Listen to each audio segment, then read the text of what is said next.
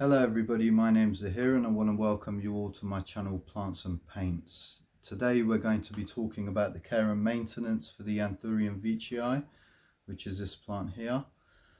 Before I actually get started, I just want to point something out about a difference in today's video. So yesterday I put up a question on my Instagram account for those of you who are not following me, and for anyone who hasn't caught up on my story recently. Basically, I go into so much detail researching the plants that I don't get to put all of the information into a single video, because otherwise the video is going to end up being way too long. So what I actually asked was if people would like me to separate my video into two separate videos. The first video being on the care and maintenance of the plant, and the second video being a general introduction into its habitat and how it lives and so on and so forth, and any other general information I can give about the plant. So the response I got back was highly in favor of me actually splitting the video into two videos. So I think what we're going to do, we're going to give it a trial run. We're going to do a couple of videos and see how people find that, and see if, you know, the response comes back good. And obviously I'm going to want to know how you feel about these videos being filmed in the new way that I plan on filming them. So what we're going to do, we're going to get started on the care and maintenance of the Anthurium Veitchii. So the Anthurium Veitchii, the first thing we're going to discuss is the lighting. Now,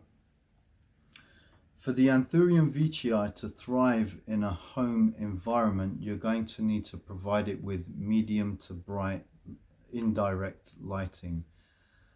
Now obviously that indirect means just to not keep it in any direct sunlight, so keep it away from any south facing windows or anything like that, and just generally make sure that it's, you know, it's not getting that late afternoon direct sun or early morning direct sun. So in my house, as I've mentioned in my previous videos, I keep my plants just off to the side of a north facing window, so they're never in any direct sunlight. I do have a grow light above my little indoor greenhouse there, which you can just see at the top of the video there, but again, that is specifically engineered to produce energy for photosynthesis. So it's not a white light as such, it's more of a pink and blue light.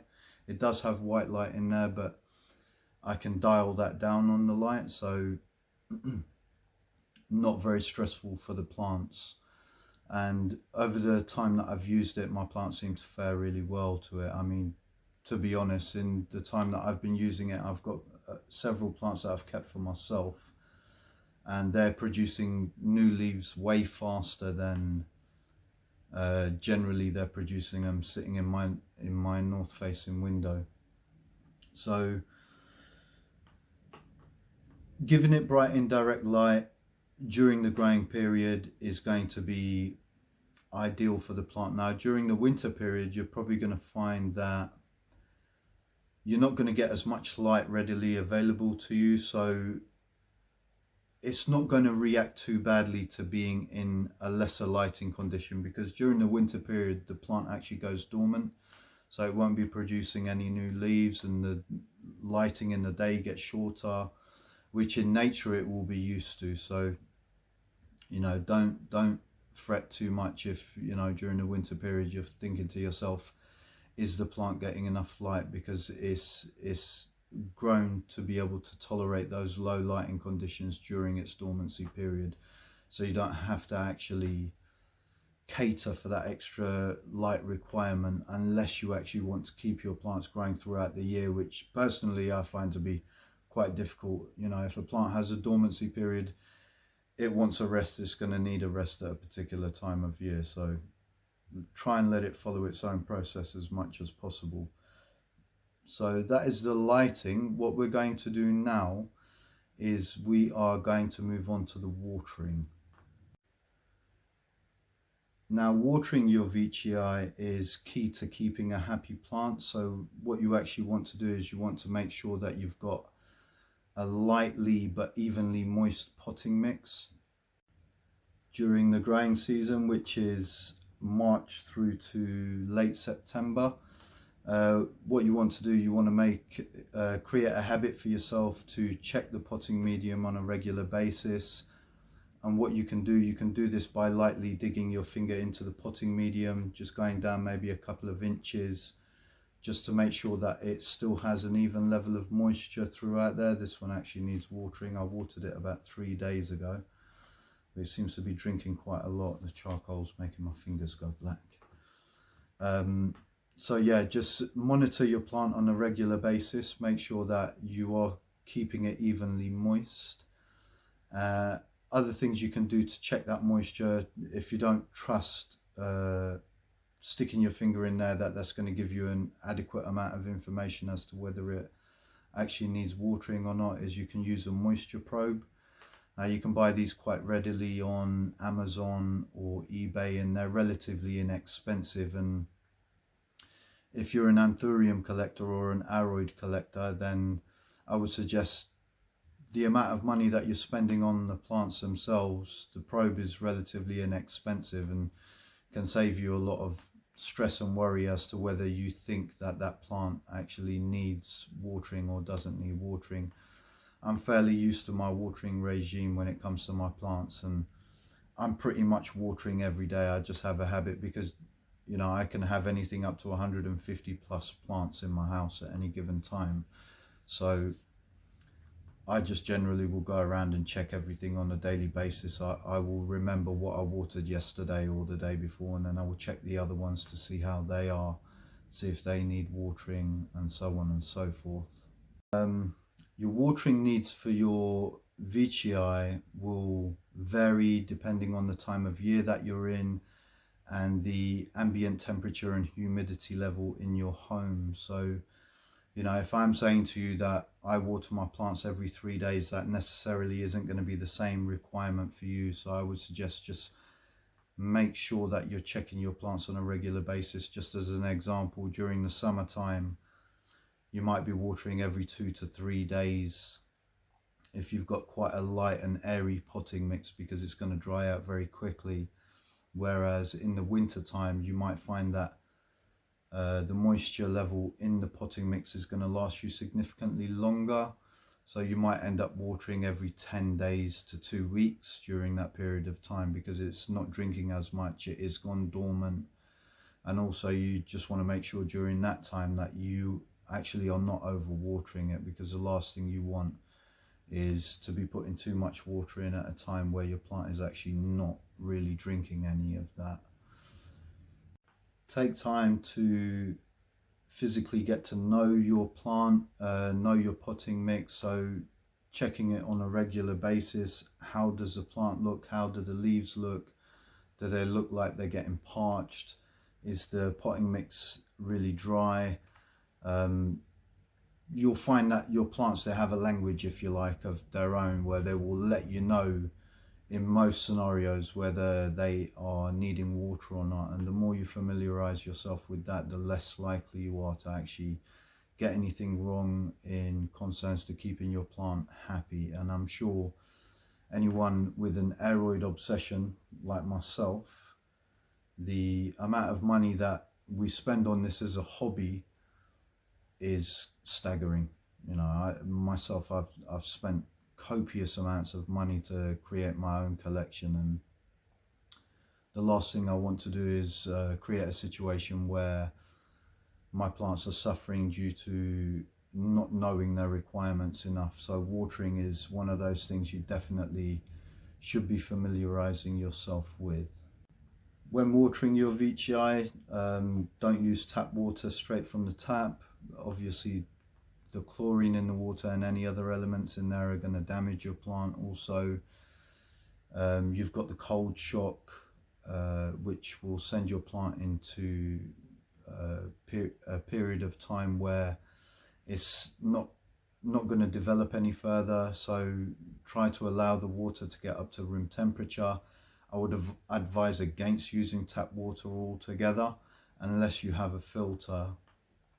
Now, I filter my water for my plants every time I water them. And generally what I will do is I will leave that filtered water out for up to 24 hours. I will give the water an opportunity to get up to room temperature, and then also at the same time it's allowing anything that can evaporate through the air that is going to be bad for your plants, like if the filter didn't catch all of the chlorine or anything like that, it gives it an opportunity for that to evaporate out of there. And also you can use things like bottled water or deionized water, you know, anything as long as it's not tap water, because tap water is actually quite damaging to your plants. Now, I think I've pretty much covered everything there as far as watering is concerned. So what we're going to do now is we're going to move on to temperature. So to ensure proper care for your Anthurium veitchii, you should be mindful where you house it, ensuring that you're not putting it near any open doors or open windows where it's going to get a draft, because you know it won't like cold drafts, and it can quite easily end up damaging the leaves. And as I think I mentioned it earlier, if the leaves of this plant get damaged, they just won't repair themselves, and it can quite easily turn into a downhill spiral unless you actually end up cutting a portion of that leaf away, which is not ideal for anyone. I mean, most of the reason people find these so attractive is due to the foliage on there, and the last thing you want to do is be butchering the foliage. So try to keep them away from drafts, try to keep them away from open doors or open windows, anything like that. And ideally you want to keep your veitchii at temperatures between 18 to 25 degrees Celsius for optimum growth. Now that basically is based on giving it the best growing temperature.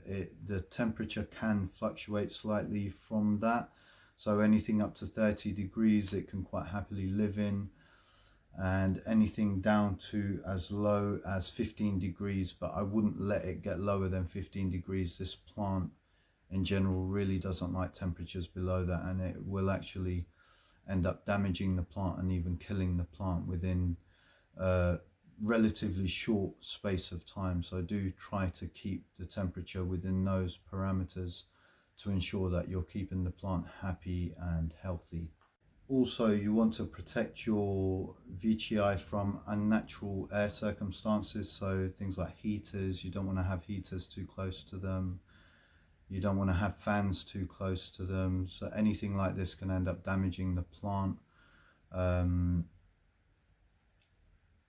Things you can do is you can open a window if the weather is correct and it's warm enough, just to give that gentle air circulation. Or if you do have fans and you're running them in a greenhouse, just make sure that they're not directed directly on the plant, just to make sure that it's not causing too much stress. Although a very light breeze would be okay for it, just, you know, not anything too heavy. I think I've covered everything in temperature there. So what we're going to do now is we're going to move on to humidity. Now, humidity is a very important factor in keeping your veitchii happy. Now, as you can imagine, coming from a rainforest environment, the veitchii is quite reliant on that high humidity level. Now, without that, you will cause the plant to suffer. It might not be something that you notice immediately, but things like, I've seen a lot of people with crispy edges on their leaves, on their veitchii, that generally is caused by a lack of humidity or cold damage. And it's really quite easy to avoid that by keeping the humidity as high as possible. Now, there are certain scenarios where you can increase that humidity without having to worry particularly too much about how you're keeping your plant. So places like your bathroom, if you've got a well-lit bathroom, because you know you're having your showers in the morning, the humidity in there goes right up. Also next to your sink in the kitchen, if it's bright enough there, you could put it there. Any places like that, that generally will give a high humidity reading for your plant, which will help it to remain happy. Other things you can do is you can use a humidifier, You can mist your plant on a regular basis, or alternatively you can get yourself a pebble tray. So just get a plant tray, fill it with pebbles, half fill that with water, and that will naturally raise the humidity around the plant as well, creating a more natural humid environment for them. So these generally are ways that you can raise the humidity around your plant, and they seem to work for me. I pretty much do all of them. There are periods where it's been so cold where I've purposely kept my plants in the bathroom for a few days, knowing that the temperatures are going to be quite drastically cold and I'm not home in the day, so the living room can get quite cold because of the fact that nobody's here, and in the bathroom generally we keep the door shut. It's quite a small bathroom. I've got the plant light in there along with the humidifier running, which runs on hot humidity, so it produces a hot mist, so it keeps the bathroom generally quite misted up. In fact, some days when I've come home you can barely even see through the door, that the mist is so prolific in there. Because your Veitchii grows epiphytically, the natural potting medium that it actually is going to grow in, I shouldn't have even said potting medium, the natural root media that it grows in will be a mixture of things like tree bark, leaf litter, moss, which will accumulate on the tree branches that it naturally grows in, orchid bark pieces, and or mulch, charcoal, gravel, perlite, pumice and sphagnum moss. Now, using this type of potting medium will closely replicate the rooting environment that your Veitchii is known to grow in its natural environment. So when choosing your potting medium, it's good to try and replicate the environment that it grows in naturally. So being that this plant is an epiphyte, you're not going to find it growing in the ground. It's going to grow high up in the trees or up in the trees. I'll talk about how high this gets actually in the next video that I do about the Veitchii, because this is a little bit different to some of the other epiphytic species. But due to its natural growing environment, you want to try and replicate that as much as possible. So it's no good sticking it in an all mud potting mix with a little bit of perlite mixed in there, because it's going to hold way too much moisture, and unless you're keeping a really close eye on it and watering it very sparingly, then the odds of something going wrong are going to be quite high, and it can be quite susceptible to root rot. So I would try and avoid any really dense potting mixes as much as possible. So as I mentioned, ideally, like just as an example, my potting medium is very chunky orchid bark. I've got charcoal in here, I've got perlite in here, and I've got a very small amount of potting soil and sphagnum moss, just for something to hold that moisture without it becoming too dense or too clogged up with water. I want it to be very breathable. As you can see, I actually drill my pots as well to make sure there's good air circulation in there, because the roots grow a lot happier in that environment. I don't know if you can see that, but just touching the charcoal has made my fingers go black.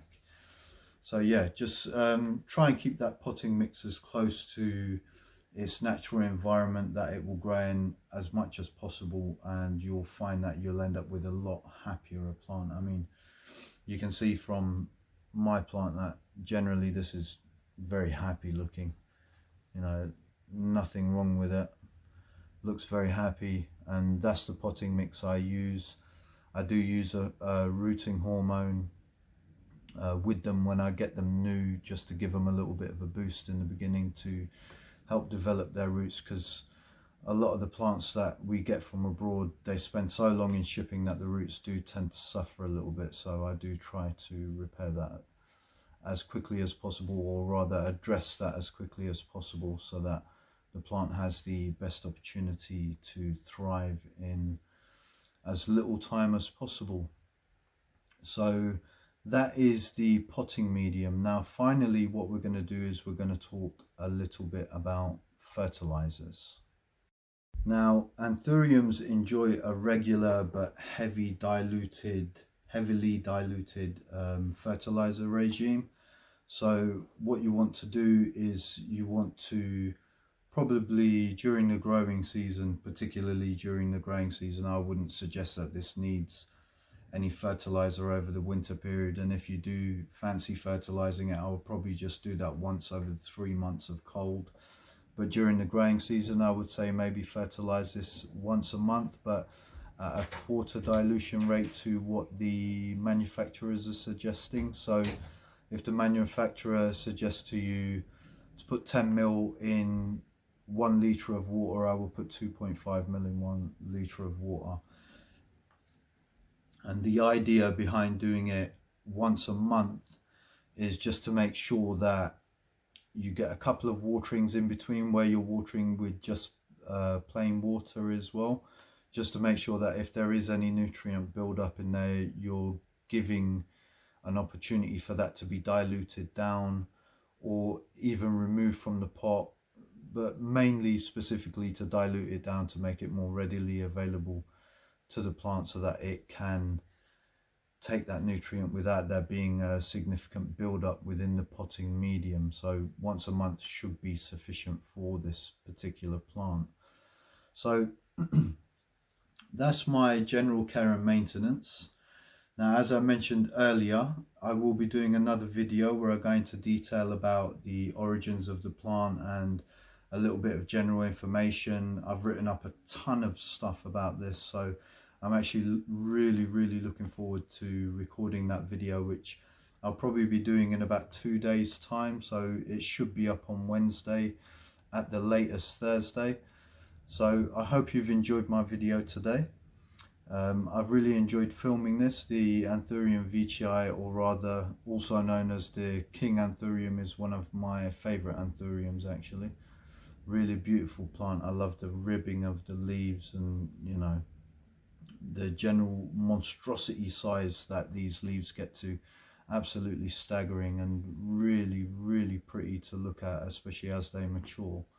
So as I was saying, I hope you've enjoyed my video today. The reason I've chosen to break it up into 2 separate videos, as I mentioned earlier, is due to requests, rather I put a question out to people asking if they would like me to do it that way, and I got such a positive response to that I actually thought I'm going to give it a try and see how we get on. And obviously I'm expecting feedback from people to see whether they prefer the new filming method or going back to the original way that I was filming it. So at the moment it is just a trial. I just wanted to know if people would appreciate if I did it in that way. So thank you everyone for tuning in. If you're new to my channel, please don't forget to subscribe, hit the bell icon for notifications of future content that I'm due to release. Please don't forget to leave a comment. I really enjoy reading all your comments.